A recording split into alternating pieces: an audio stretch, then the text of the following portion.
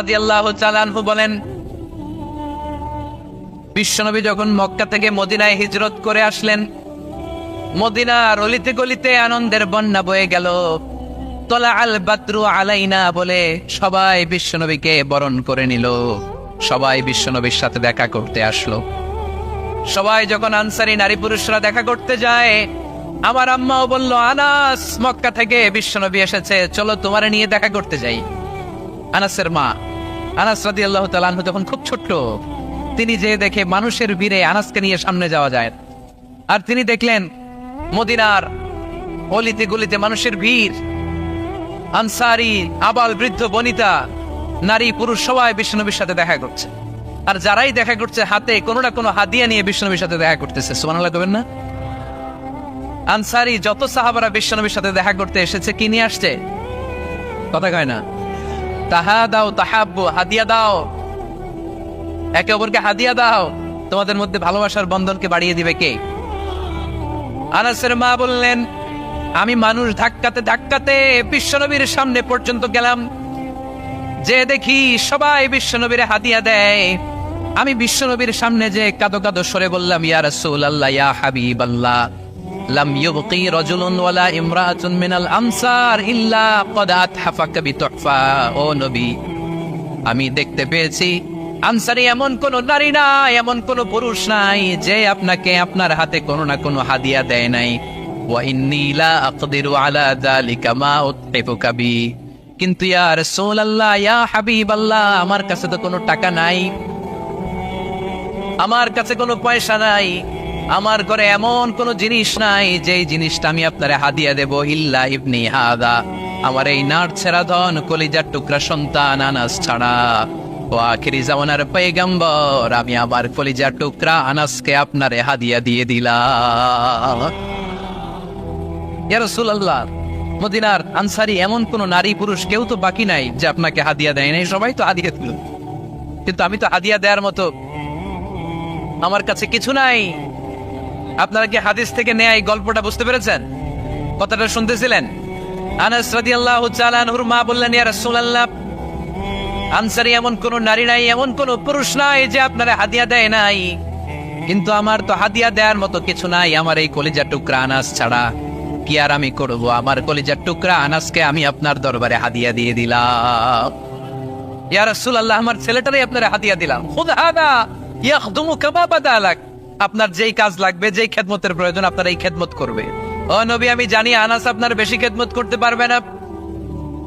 আনাস আপনার মেসওয়াক এনে দিবে, অজুর পানি এনে দিবে, জুব্বা লাগলে জুব্বাটা এনে দিবে, ছোটখাটো কাজ করে আপনারে সাহায্য করবে।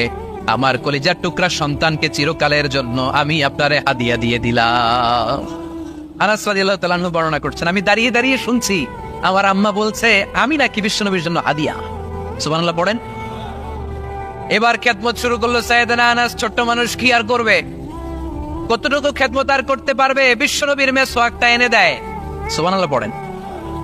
বিশ্বনবীর আতরের শিশিটা এনে দেয়, বিশ্বনবীর জাইতুনের তেলের বোতলটা আগিয়ে দেয়, বিশ্বনবীর জামাটা প্রয়োজনে বিশ্বনবীর হাতে এনে দেয়। সাইয়েদনা আনাস বলেন, আমি 1 বছর নয়, 2 বছর নয়, 5 বছর নয়, 7 বছর নয়, 10 বছর বিশ্বনবীর খেদমত করেছি। ফামা দারাবানি, 10 বছরে একদিনও তিনি আমারে মারে নাই। সুবহানাল্লাহ। একদিন আমার গায়ে হাত তোলে নাই। হাত তোলা তো দূরের কথা, ওয়ালা সাব্বানি, কোনোদিন গালি দেয় নাই। ওয়ালা আবাসা আলা ওয়াজহি, কখনো বিরক্তি স্বরে ব্রু কুচকে আমার দিকে বিশ্বনবী কোনোদিন তাকায় নাই। সুবহানাল্লাহ পড়েন। কোনোদিন আমার গায়ে হাত তোলে নাই। আরে হাত তোলা তো দূরের কথা, আমাকে ধমকি পর্যন্ত দেয় নাই। ধমকি দেয়া তো দূরের কথা, আমরা অনেক সময় বিরক্ত হয়ে ব্রু কুচকাই না, এরকম বিরক্তি হলে আমরা কারোর প্রতি বিরক্ত হলে কি হয়?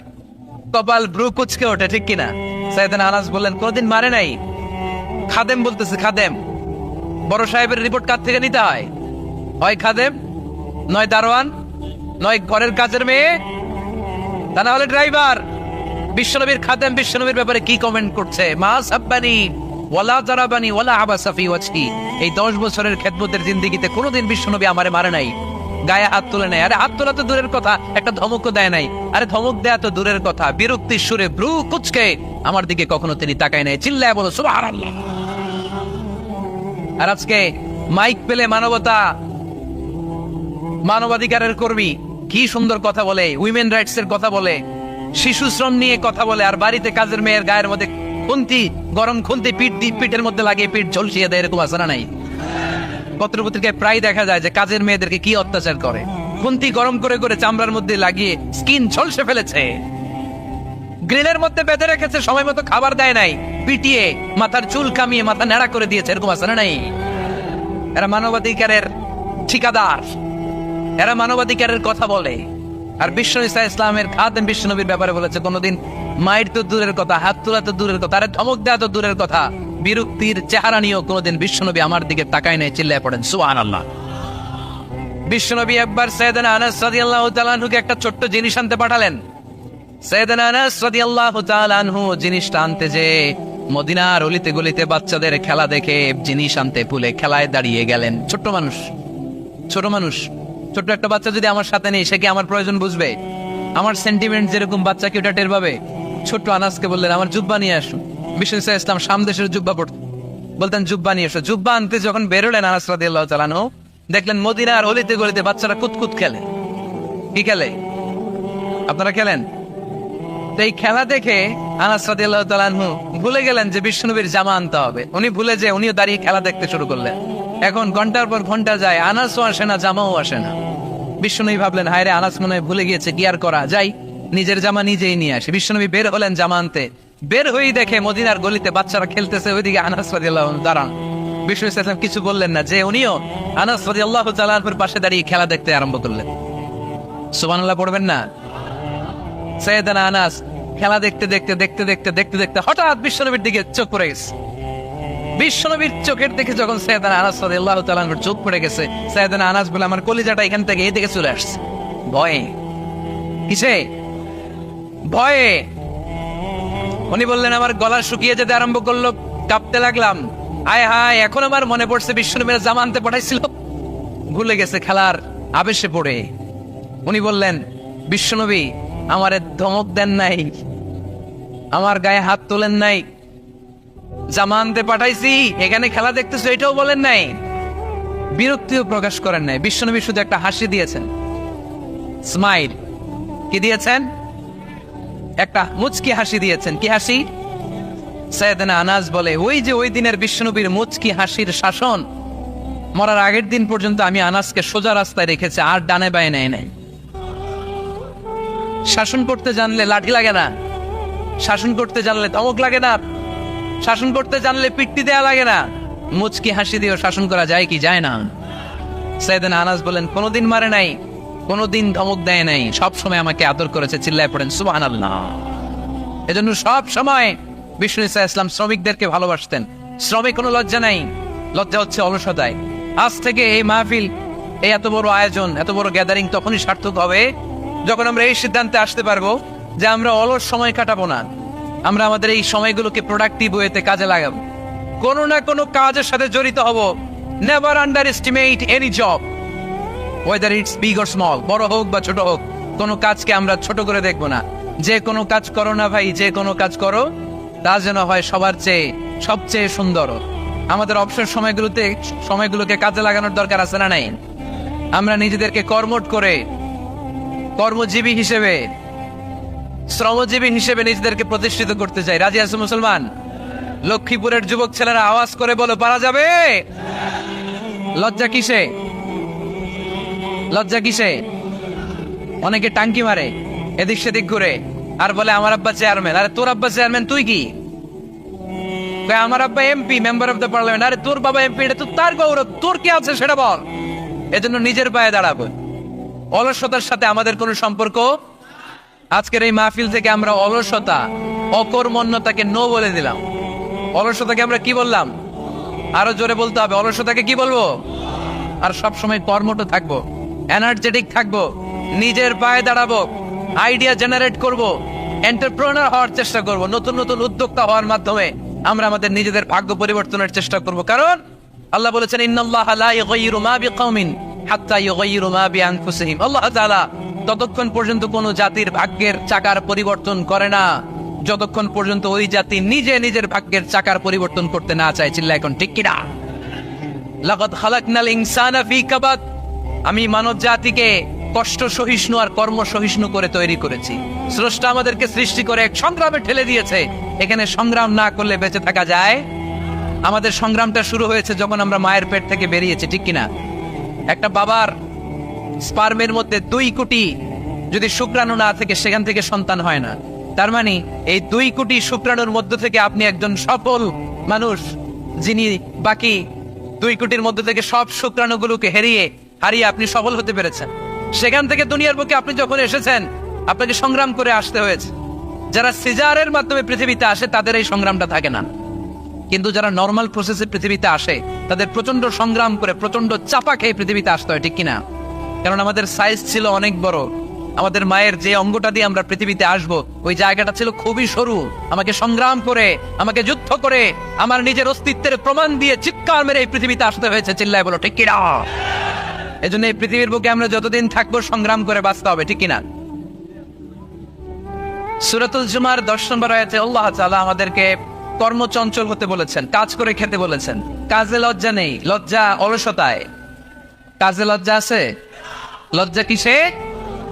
অলসতায়, অকর্মণ্যতায়। লেজিনেস খুব খারাপ, কিন্তু অ্যাক্টিভ হওয়া, এনার্জেটিক হওয়া, এটা নবীদের সুন্নাত, ঠিক কিনা? তো এই আয়াতের মাধ্যমে আল্লাহ তাআলা গোটা বিশ্বের মানুষদেরকে কাজের প্রতি উৎসাহিত করেছেন। আল্লাহ বলেছেন, ফাইদা কুদিয়াতিস সালাতু ফান্তাশিরু ফিল আরদ আবতাগু মিন ফাদলিল্লাহ। যখন সালাত শেষ হয়ে যায় তখন তোমরা জমিনে ছড়িয়ে পড়ো, প্রত্যেকের ওয়ার্ক প্লেসে চলে যাও, কাজ করো। আবতাগু মিন ফাদলিল্লাহ, আর আল্লাহর দেয়া ফদল তালাশ করো, রিজিক তালাশ করো। মসজিদের ভিতরে রিজিক আছে? কথাই কয় না। মসজিদে গেলে কি টাকা পাওয়া যায়? খাওয়া পাওয়া যায় না। খাবার উৎপন্ন করতে হয় মসজিদের বাইরে, এ জমিনে। মসজিদে গেলে রহমত পাওয়া যায়। মসজিদে গেলে কি পাওয়া যায়? এজন্য মসজিদে ঢোকার সময় আমরা কোন পা দিয়ে ঢুকি আর কি পড়ি? আল্লাহুম্মা ইফতাহলি আবওয়াবা রাহমাতিক, আল্লাহুম্মা ইফতাহলি আবওয়াবা রাহমাতিক। আমরা বলি, হে আল্লাহ, আপনি আপনার রহমতের দরজা আমাদের জন্য খুলে দেন। সুবহানাল্লাহ পড়েন। এই দোয়া থেকে বোঝা গেল মসজিদে ঢুকলে কি পাওয়া যায়? সবাই বলতে হবে, কি পাওয়া যায়? মসজিদে ঢুকলে রহমত পাওয়া যায়, আর মসজিদ থেকে বের হলে রিজিক পাওয়া যায়, ফদল পাওয়া যায়। ফদলের আরেক অর্থ হচ্ছে রিজিক। এজন্য মসজিদ থেকে যখন বেরোই কোন পা দিয়ে বেরোই আর কি পড়ি? আল্লাহুম্মা ইন্নী আসআলুকা মিন ফাদলিক, হে আল্লাহ, আপনার কাছে আমি আপনার ফদল চাই, রিজিক চাই। এই ফদলের কথাই আল্লাহ কোরআনে বললেন, فَإِذَا قُضِيَتِ الصَّلَاةُ فَانتَشِرُوا فِي الْأَرْضِ وَابْتَغُوا مِن فَضْلِ اللَّهِ وَاذْكُرُوا اللَّهَ كَثِيرًا لَعَلَّكُمْ تُفْلِحُونَ। সুবহানাল্লাহ পড়েন। আল্লাহ ডেকে বললেন, গোলাম, যখন সালাত শেষ হয়ে যায় জমিনে ছড়িয়ে পড়ো, মসজিদে বসে থেকো না। আদেশটা কার? সালাত যখন শেষ মসজিদে বসে থাকার দরকার নাই, জমিনের মধ্যে ছড়িয়ে ছিটিয়ে পড়ো। ওয়াবতাগু মিন ফাদলিল্লাহ, আমার ফদল তালাশ করো, আমার রিজিক তালাশ করো, বেশি বেশি আমাকে স্মরণ করো। সুবহানাল্লাহ পড়েন। তার মানে ইসলামের বিধান হচ্ছে, যখন সালাতের সময় হবে আপনি মসজিদে যাবেন, আবার সালাত শেষ আপনি আপনার কাজে চলে যাবেন। when you are done with your salah, spread out to your workplace। কাজ শেষ তো আপনার কর্মস্থলে চলে যান। এটা হচ্ছে ইসলামের নিয়ম। নামাজের আজান যখন হবে সবাই মসজিদে ঢুকবে, সালাম ফিরিয়ে নামাজ শেষ সবাই মসজিদ থেকে বের হয়ে যাবে। শিক্ষক চলে যাবে স্কুলে, কৃষক চলে যাবে ফসলের খেতে, ব্যবসায়ীরা চলে যাবে শপিং মলে, মেম্বার অব দ্য পার্লামেন্ট চলে যাবে সংসদ ভবনে। যে যার কাজের মধ্যে সে তাড়াতাড়ি ইনভলভ হয়ে যাবে। সালাত শেষ, কাজে ঝাঁপিয়ে পড়ো। আদেশটা কার? তাহলে ইসলামে ইবাদতের অ্যাটিটিউডটা বুঝতে পারছেন? কাজের সময় কাজ, নামাজের সময়, আওয়াজ করে বলেন, কাজের সময়, নামাজের সময়। সুন্দর হয়েছে না বিষয়টা? ফাইদা কুদিয়াতিস সালাতু ফান্তাশিরু ফিল আরদ, যখন তোমাদের সালাত শেষ তখন জমিনে ছড়িয়ে পড়ো। জমিনটাকে আল্লাহ আমাদের জন্য উর্বর বানিয়েছেন। জমিনে বীজ রোপণ করে দিলে এখানে ফসলের ব্যবস্থা করে দেয় কে? ওয়াল্লাযী جعل لكم الأرض ذلولا فامشوا في مناكبها وكلوا من رزقه وإليه النشور। তিনি তো এমন সত্তা যিনি তোমাদের জন্য জমিনটারে ফ্ল্যাট বানিয়ে দিয়েছেন, সমতল বানিয়ে দিয়েছেন। এই জমিনের অলিতে গলিতে, বনে বাদারে, রাস্তায়, সাগরে, পাতালে, পাহাড়ে, বিভিন্ন জায়গায় তোমরা ঘুরে বেড়াও, সেখানে যে আমি আল্লাহর রিজিক তালাশ করো। সুবহানাল্লাহ। এই জমিনটাকে আল্লাহ সাহালাতুল মাসালেক, চলার জন্য সহজ বানিয়ে দিয়েছেন, ফ্ল্যাট। বিমান থেকে এটা খুব সুন্দর দেখা যায়, জমিনটা খুব ফ্ল্যাট দেখা যায়, সমতল। এই সমতল হওয়ার কারণে এখানে চাষাবাদের সুযোগ সুবিধা করে দিয়েছে কে? তাহলে বোঝা গেল এই জমিনটা সমতল এবং উর্বর, ভেরি ফার্টাইল ল্যান্ড। আমাদের সালাত শেষ, আমরা কাজে চলে যাব, আবার আজান হলে মসজিদে ঢুকে যাবে। এটাই হচ্ছে ইসলামের নিয়ম। সাইয়েদনা ওমর ফারুক যখন মসজিদে নববীর ইমাম, তিনি ইয়ামান দেশের কিছু লোকদের সাথে সাক্ষাৎ করলেন। কোন দেশের? ইয়ামান, যুদ্ধ বিধ্বস্ত একটা দেশ। এখন প্রাচীন নগরী হাদরামাউত বা আলাবাক, এই ইয়ামান দেশের কিছু লোকের সাথে তিনি সাক্ষাৎ করলেন। তারা গোল হয়ে বসে থাকে, নামাজের পরে যায় না, বসে বসে সুবহানাল্লাহ পড়ে, আলহামদুলিল্লাহ পড়ে জিকির করে। ওমর ফারুক ভাবলেন দেখি পরের ওয়াক্তে কি হয়। উনি আসরের নামাজে ইমামতি করতে আসলেন, এসে দেখলেন ইয়ামানের লোকেরা মসজিদের বারান্দায় আশেপাশে বসে আছে, সবাই যায়, এরা যায় না। মাগরিবের সালাতে উনি ইমামতি করতে আসলেন, ওমর ফারুক নামাজ শেষ করে দেখলেন সবাই চলে যায়, কিন্তু ইয়ামানের লোকগুলো যায় না। এশার সালাত পর্যন্ত তিনি ওয়েট করলেন। এশার নামাজ পড়ে চলে যাওয়ার সময় ওমর ফারুক দেখলেন সবাই নামাজ পড়ে কাজে চলে যায়, কিন্তু ইয়ামান দেশের লোকগুলো যায় না। ওমর ফারুক বললেন, মা বালুকুম মা খাতবুকুম, ঘটনা কি? কি হয়েছে তোমাদের? সবাই নামাজ পড়ে চলে যায়, কাজে যায়, তোমরা যাও না কেন? এখানে কি করো? ইয়ামানিরা বলতে শুরু করলো, নাহনু আল মুতাওয়াক্কিলুনা আলাল্লাহ, আমরা এখানে আল্লাহর উপর তাওয়াক্কুল করে বসে আছি। ওমর ফারুক অবাক হলেন, আনতুম আল মুতাওয়াক্কিলুনা ফিল্লাহ, তোমরা আল্লাহর উপর তাওয়াক্কুল করে বসে আছো? তো এই যে সারাটা দিন খাপটি মেরে এখানে বসে থাকলে তোমাদের খাবার আসে কোত্থেকে? উপার্জন হয় কি করে? ইনকাম আসে কোত্থেকে? রুজি রুটি হয় কোত্থেকে? ইয়ামানি লোকগুলো বললো, আমরা এখানে বসে বসে জিকির করি, তেলাওয়াত করি, বুজুর্গের মতো বসে থাকি, আমাদের বুজুর্গিয়া জিকির দেখে আশেপাশের লোকেরা এসে আমাদেরকে খাবার দিয়ে যায়। ওমর ফারুক বললেন, সর্বনাশ, তাইলে তো তোমরা আল মুতাওয়াক্কিলুনা ফিল্লাহ নও, তোমরা হচ্ছে আল মুতাওয়াক্কিলুনা আলা বা'দিকুম বা'দা, একে অপরের উপর নির্ভরশীল। যারা প্লেটে করে খাবার নিয়ে আসে তোমরা তাদের উপর তাওয়াক্কুল করছো, কারণ তারা যদি প্লেট ভরে খাবার নিয়ে আসে তোমাদের পেটে কোনো দানা পানি পড়বে না।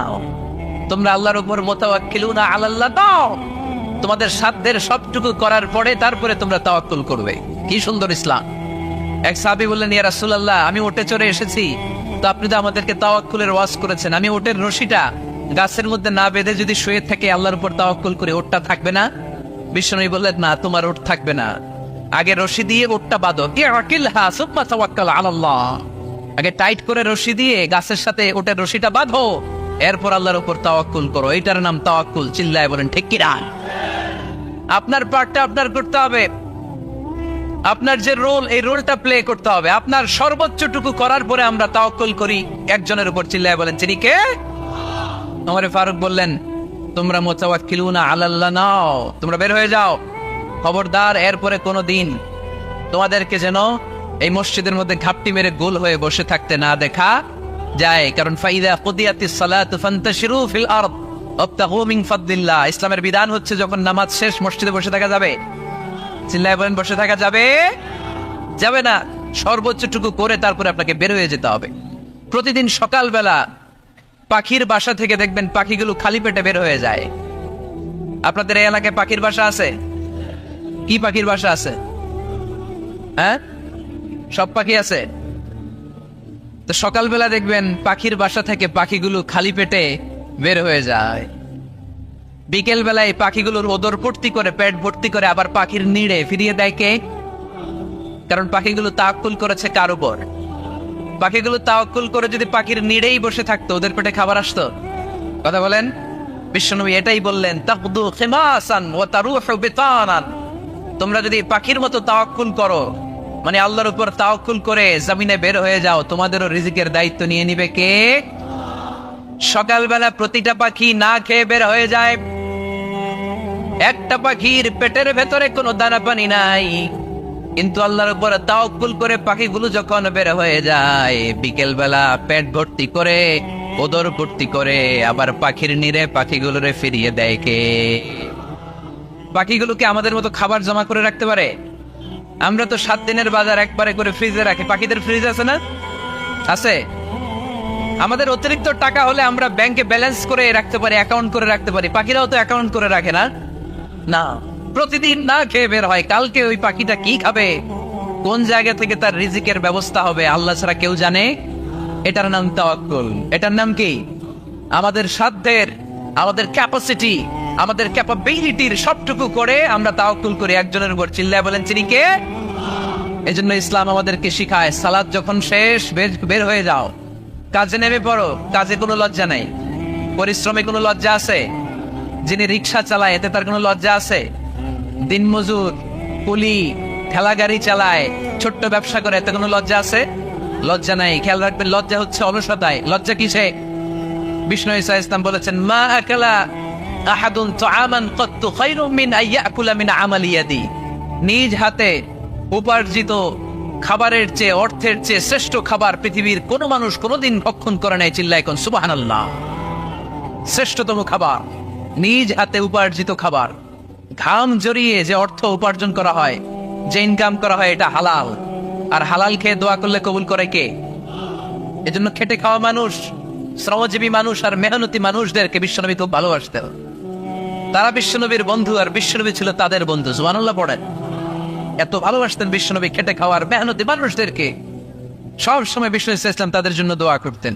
এজন্য যারা খেটে খায় তারা কপালওয়ালা, তারা মুস্তাজাবুদ দাওয়া। তারা কি? মুস্তাজাবুদ দাওয়া মানে এমন ব্যক্তি, যে ব্যক্তি দোয়া করতে দেরি হয় কিন্তু দোয়া কবুল হতে দেরি হয় না। আপনারা এখানে ব্যবসা করেন কে কে? দেখি তো, হাত তুলেন তো। ব্যবসা, মাশাআল্লাহ, অনেক ব্যবসায়ী আছে তো দেখি।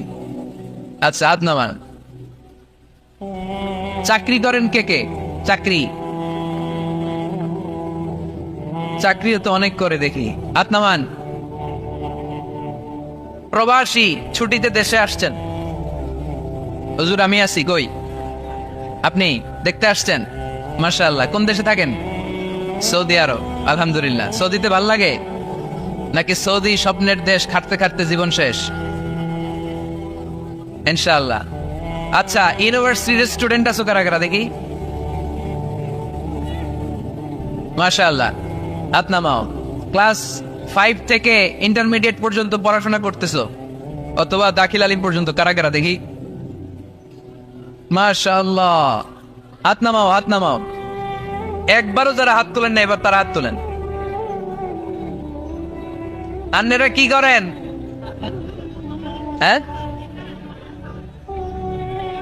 বেকার।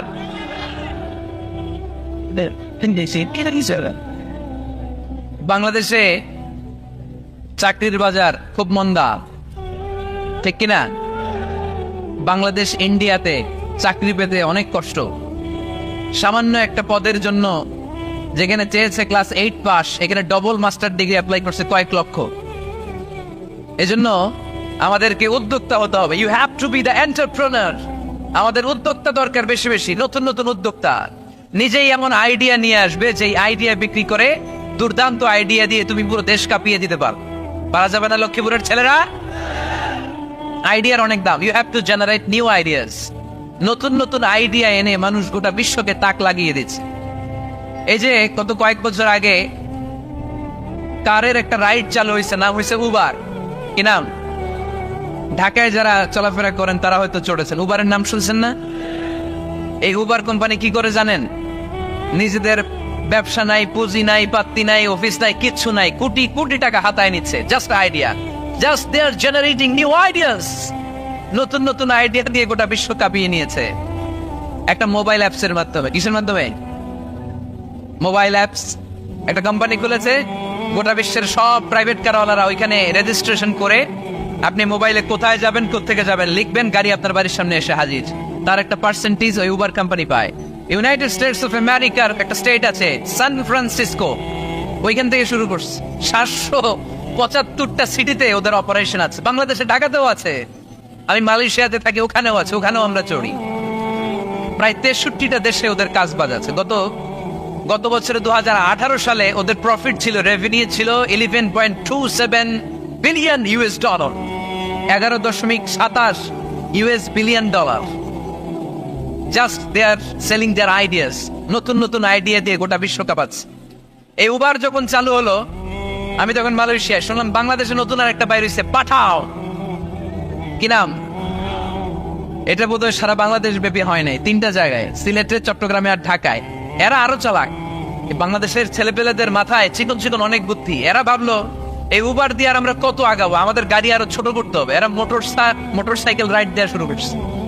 জ্যামের শহর ঢাকা, চিপা চাপা দিয়া এরা আপনারা নিয়ে জায়গা মতো পৌঁছায় দিবে। তো এই যে উবারের পরে আমাদের ছেলেরা বানাইলো পাঠাও, এরপরে কত কিছু বানাচ্ছে ছেলেপেলেরা, আমি তো এগুলো দেখে অবাক। রকমারি.com নাম শুনছো? বিক্রয়.com নাম শুনছো? ঘরে বসে বসে কোটি কোটি টাকা হাতিয়ে নিচ্ছে তারা, just they are selling their ideas. যেহেতু আমাদের চাকরি কম, ওই চাকরির বাজারে আমরা লাইন দিতে চাই না, আমাদের মেধাকে খাটিয়ে খাটিয়ে আমরা নতুন তরুণ উদ্যোক্তা বানাতে চাই। চিল্লায় বলো ঠিক কিনা? উদ্যোক্তা যত বাড়বে ততই দেশের কল্যাণ হবে। মানুষ তাদের আইডিয়াকে কাজে লাগিয়ে গোটা বিশ্বকে তাক লাগিয়ে দিচ্ছে।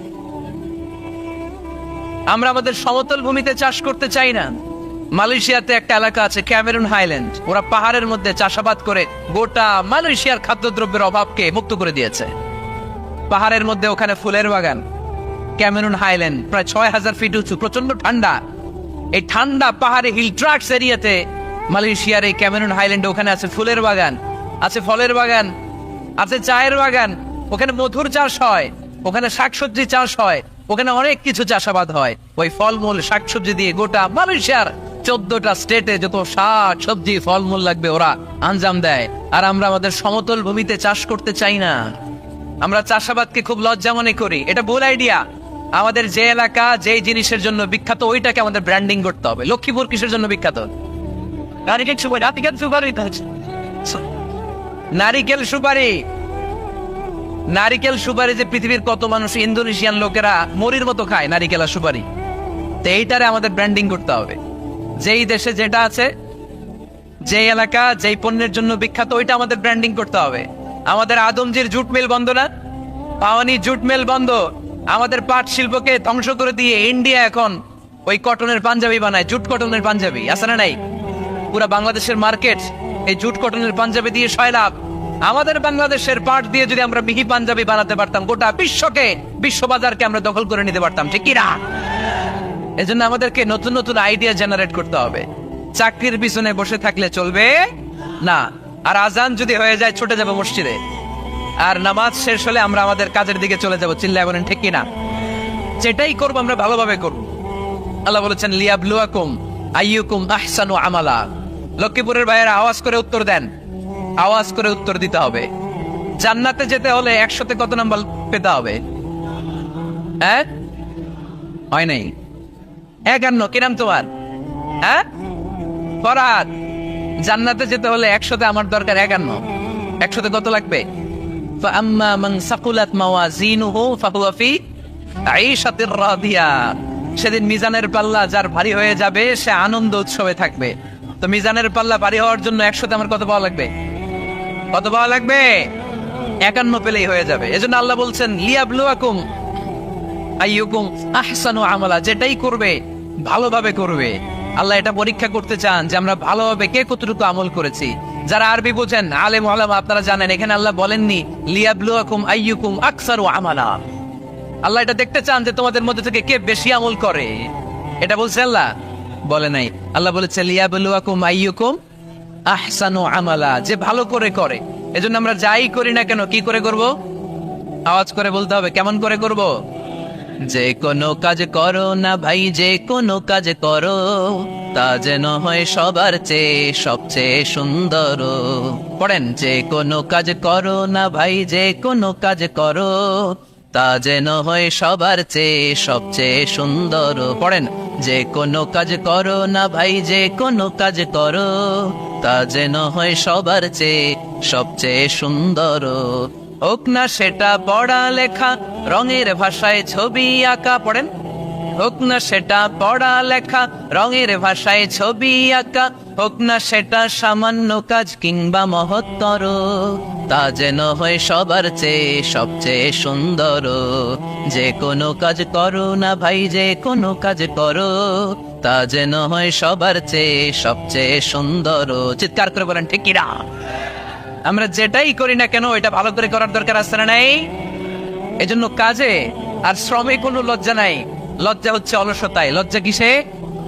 অলসতায়। বিষ্ণু ঈসা ইসলামের কাছে এক সাহাবী এসে বলল, ইয়া রাসূলুল্লাহ আ'তিনি শাইআন, আপনি আমাকে কিছু দান করেন, আমার কিছুই নাই। বিষ্ণু বললেন, তোমার কিছু নাই? সাহাবী বললেন, ইয়া রাসূলুল্লাহ ঘরে আমার শুধু দুইটি জিনিস আছে। কয়টা? চিল্লায় বলেন কয়টা? এক হচ্ছে একটা জামা, দুই হচ্ছে পানি খাওয়ার একটা জগ। বিষ্ণু বললেন, এই দুইটাই নিয়ে আস।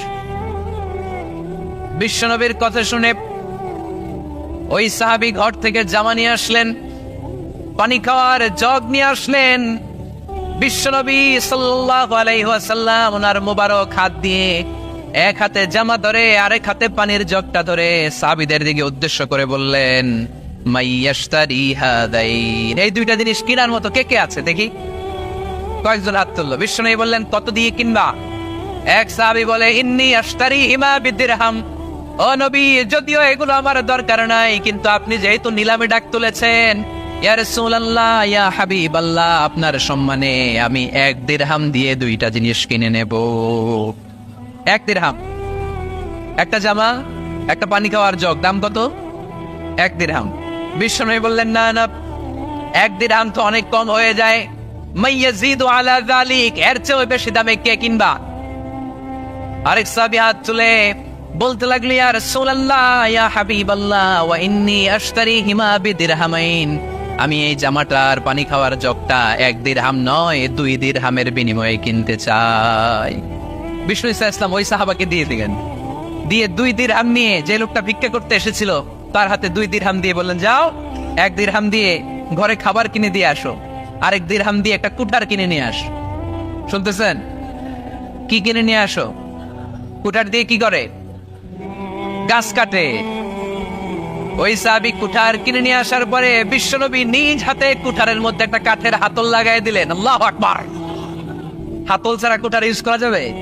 বিশ্বনবী নিজ হাতে ওই কুঠারের ভেতরে একটা হাতল লাগাই দিলেন আর বললেন, লা উরিদু আন আরাকা 15 আইয়াম, এই কুঠার নিয়ে জঙ্গলে যাও, গায়ে অনেক শক্তি আছে, কাঠ কাটো, এই কাঠ কেটে বাজারে বিক্রি করো, সামনের 15 দিন যেন আমি আমার চোখের সামনে তোমার না দেখি। বিশ্বনবীর পরামর্শ অনুযায়ী কুঠার নিয়ে ওই সাহাবী জঙ্গলে চলে গেলেন। কাঠ কেটে বাজারে বিক্রি করতে করতে 15 দিন পরে 10 দিরহাম নিয়ে বিশ্বনবীর দরবারে হাজির হয়ে গেলেন। 10 দিরহাম নিয়ে বিশ্বনবীর কাছে হাজির হয়ে গেলেন। সাহাবী এসে বলল, ইয়া রাসূলুল্লাহ এখন আর আমার ভিক্ষা করা লাগে না, আমার গায়ে অনেক শক্তি আল্লাহ দিয়েছে, আই এম ভেরি এনার্জেটিক, আপনার দেয়া বরকতের কুঠার দিয়ে আমি কাঠ কেটে কেটে স্বাবলম্বী হতে শুরু করেছি। সুবহানাল্লাহ পড়ে। আমি এখন 10 দিরহামের মালিক। বিশ্বনবী বললেন, লা আইয়াহতাতিবা আহাদুকুম হুসনাতান আলা যাহরিহি খায়রুম মিন আইয়াসআলা শাইআন ফায়ু'তিয়াহু আও ইয়ামনাহু, যাদের গায়ে শক্তি আছে তারা ভিক্ষা না করে কাঠ কেটে পিঠে সেই বোঝা নিয়ে বাজারে বিক্রি করা অনেক ভালো, কারণ কারো কাছে যদি তুমি হাত পাতো সে দিতেও পারে, নাও দিতে পারে, আর কষ্ট করলে কষ্ট কোনোদিন বৃথা যায় না। চিল্লায় বলেন ঠিক কিনা? বিষ্ণু ঈসা ইসলামের অনুপ্রেরণায় এই সাহাবা অল্প কিছুদিনের ব্যবধানে স্বাবলম্বী হয়ে গেলেন। What is the moral of the story? বিশ্বনবীর এই প্রফেটিক স্টোরি থেকে আমাদের কি শিক্ষা? লেসন নাম্বার 1, বিশ্বনবী চাইলেই ওই 2 দিরহাম দিয়ে বলতে পারতো, যাও খাবার দাবার কিনে ফ্যামিলিতে দিয়ে আসো। সে ওই 2 দিরহাম নিয়ে খাবার দাবার কিনে ফ্যামিলিকে খাইয়ে রাত্রে আবার ভিক্ষায় নামতো। কথাগণ, রাত্রে কি করতো? ভিক্ষায় নামতো। বিষ্ণু ঈসা ইসলাম তাকে কাজ করে খাওয়ার জন্য উৎসাহ দিলেন। পাশাপাশি বিষ্ণু ঈসা ইসলাম পার্মানেন্ট সলিউশন দিলেন। এজন্য পার্মানেন্ট সলিউশনের ব্যবস্থা করতে হবে। অনেকে আমরা যাকাত দেই, যাকাতে শাড়ি দেই, যাকাতে লুঙ্গি দেই, আছে না নাই? লক্ষ্মীপুরে এরকম দেয় নাকি? কি দেয়? হ্যাঁ, গাড়ি, গাড়ি দেয়। শাড়ি না, যাকাতের শাড়ি, যাকাতের লুঙ্গি বলতে কোনো কথা ইসলামে নাই। এগুলো খুব কম দামি শাড়ি, যাদেরকে এগুলো দেওয়া হয় তাদেরকে অপমান করা হয়, ঠিক কিনা? আল্লাহ বলেছেন ওয়ালাকাদ কাররামনা বানি আদম, I have dignified the status of the sons of Adam. আমি আদমের সব সন্তানদেরকে সম্মানিত করেছি। সুবহানাল্লাহ পড়েন। আপনাদের চেয়ে সম্মানিত কেউ আছে? মানুষের চেয়ে সম্মানিত গোটা বিশ্বে আর কোনো মাখলুকাত আছে? নাই। এজন্য যাকাতের শাড়ি দেয়া যাবে না, যাকাতের লুঙ্গি দেয়া যাবে না। যাকাতের শাড়ি আপনারা দেখছেন? এটারে একবার ধোয়ার পরে দ্বিতীয়বার পরা যায় না। মশারি কি পাতলা, এর চেয়েও পাতলা।